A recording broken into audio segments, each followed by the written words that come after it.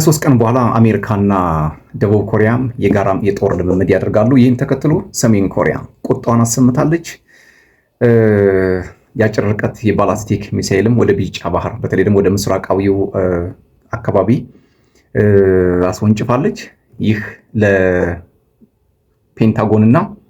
ለደቡብ ኮሪያ ባለስልጣናት ትልቅ ምልክት እንደሆነም ተሰምቷል።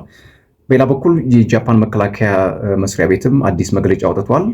ሰሜን ኮሪያ ጥቃቱን ፈጽሟለች፣ ነገር ግን ምንም አይነት ጉዳት አላደረሰችም የሚል ነው ማስጠንቀቂያ የሰጠው። እንግዲህ ሰሜን ኮሪያ ለምንድን ነው በተደጋጋሚ በዚህ ጆይንት ሚሊትሪ ድሪልስ ላይ ጥቃት የምትፈጽመው ከተባለ ያው ራስን የማስከበርና አለሁ አትንኩኝ፣ አትድረሱብኝ፣ ማንም አይችለኝም የሚል መላምት ወይም ደግሞ ፖለቲካዊ አንድምታ ለመስጠት እንደሆነ ይታወቃል። እንግዲህ ሀርሚት ኪንግደም ተብላ የምትታወቀው ወይም ደግሞ የተገፋችው የተገለለችው ብቻዋን የቆመችው ሀገር ሰሜን ኮሪያ በተለይ የጃፓን የደቡብ ኮሪያ እንዲሁም ደግሞ የአሜሪካ የጦር ልምምድ በሚነሳበት ወይም ደግሞ በየዓመቱ በሚያደርጉት በዚህ ወታደራዊ ልምምዳቸው ላይ ያው የማስጠንቀቂያ ሚሳኤል መተኮሷ የተለመደ ነው።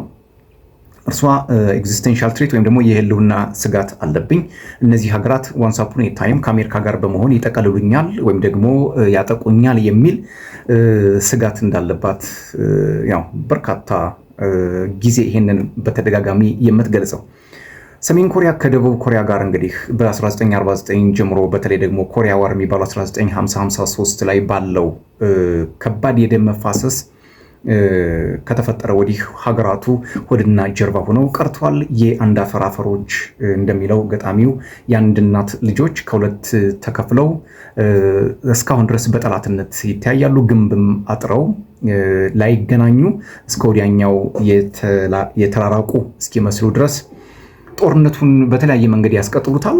ትልቅ ጠላት ለሰሜን ኮሪያ ደቡብ ኮሪያ ናት። በህገ መንግስቷ ይሄን አጽድቀዋለች። ሰሜን ኮሪያ ከሌሎቹ ከጉረቤቶቿ ከጃፓን፣ ከደቡብ ኮሪያ እንዲሁም በተለይ በዚህ በቢጫ ባህር ቀጠና ላይ በኮሪያ ልሳነ ምድር ወይም ደግሞ በኮሪያን ፔንዙላ ከሚገኙት ሀገራት ጋር ሰላም የሆነ ወይም ደግሞ መልካም ጉርብትና የላትም። ያው ብዙ ጊዜ ከቻይናና ከሩሲያ ጋር እንዲሁም ደግሞ ከአንዳንድ ሀገራት ጋር ነው ግንኙነቷን የምታጠናክረው።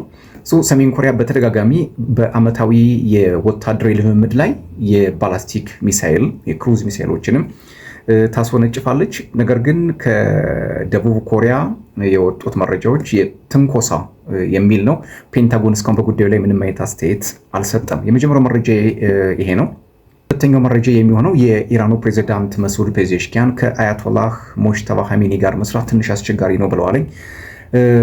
ይህ የፕሬዚዳንቱ አስተያየት የተለያየ ፖለቲካ እንድምታ ወይም ደግሞ ትርጓሜ እየተሰጠው ይገኛል። አንዳንዶቹ በኢራን ፖለቲካ ውስጥ ከባድ የሆነ ንፋስ ገብቷል፣ ሽኩቻዎች ተፈጥረዋል የሚሉ አሉ። በሌላ በኩል ደግሞ ፕሬዚዳንቱ ከዚህ አንድምታ ሳይሆን ከሰውየው የሞራል ስብዕና ከሰውየው የአመራር ብቃት ጋር ትንሽ መግባባት አለመኖሩን በመርህ ደረጃ ግጭት ውስጥ መግባታቸውን የሚያመላክቱ ነው የሚሉ የፋርስ ፖለቲከኞች አልጠፉም። ነገር ግን በሌላው ዓለም የሚገኙት በተለይ ደግሞ የምዕራቡ ፖለቲከኞች አይ የኢራን ፖለቲካ ዶናልድ ትራምፕ ባለፈው እንደተናገሩት በመካከላቸው መስማማት የለም፣ ለውጥ የሚፈልጉ ኃይሎችና የ79ኙን የእስላማዊ አብዮት ማስቀጠል የሚፈልጉ በሌላ ቡድን ቆመው ግጭት ውስጥ ናቸው። በተለይ ደግሞ ባለፈው የ2026 የካቲት ላይ ማለት ነው በአሜሪካና በእስራኤል የጋራ ጥቃት በርካታ የኢራን አመራሮች መሞታቸውን ተከትሎ በኢራን ፖለቲካ ላይ ከባድ ጫና መፈጠሩ ይታወሳል።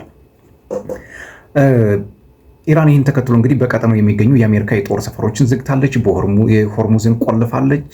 ሆርሙዝ ደግሞ የዓለማችን ትልቁ አንገትና ጉሮሮ መሆኑ ይታወቃል።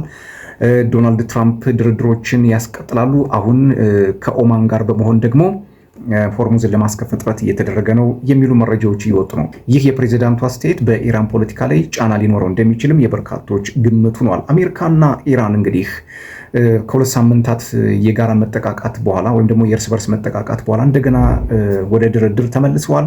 አሁን ዛሬ የወጡ መረጃዎች እንደሚያሳዩት ሆርሙዝን ለማስከፈት ኦልሞስት ወደ ስምምነት ተቃርበናል ነው እየተባለ የሚገኘው። በተለያዩ ምንጮች ወሬው እየተራገበ ነው። ነገር ግን ከቴህራንና ከዋሽንግተን ግልጽ የሆነ መረጃ አልወጣም። ዶናልድ ትራምፕ ያው በትሩዝ ገጻቸው ላይ ኢራን ወደ መስማማት እየደረሰች ነው፣ ካልሆነ ግን ከባድ ሰይፍ ይጠብቃታል እያሉ ማስጠንቀቃቸውንም ቀጥሎበታል። የአያቶላዎቹ ባለስልጣናት ደግሞ በምን አይነት ጫናና ዛቻ ውስጥ ሆነን አንደራደርም የሚል አንድምታ እየሰጡ ነው። ነገር ግን ሌሎቹ ደግሞ ወደ ድርድር ተቃርበናል የሚል መግለጫም እያወጡ ይገኛሉ። እና የፕሬዚደንት መሱድ ፔዜሽኪያን ንግግር ከሙጅተባ ሐሚኒ ጋር ምን አይነት ግጭት ውስጥ እንደገቡ ግልጽ የሆነ መረጃ የለም። ነገር ግን ከባድ የሆነ መሰንጠቅ እንዳለ በርካታ ተንታኞች ግምታቸውን እያስቀመጡ ይገኛሉ። ቶማይ ሚዲያ እንድትቀላቀሉ የአክብሮት ግብዣ ነው። ሰብስክራይብ፣ ላይክ፣ ሼር፣ ኮሜንት እያደረጋችሁ ቤተሰብ ሁኑ። ለዛሬ የነበረኝ አጭር መረጃ ይህን ይመስል ነበር። ሰላም።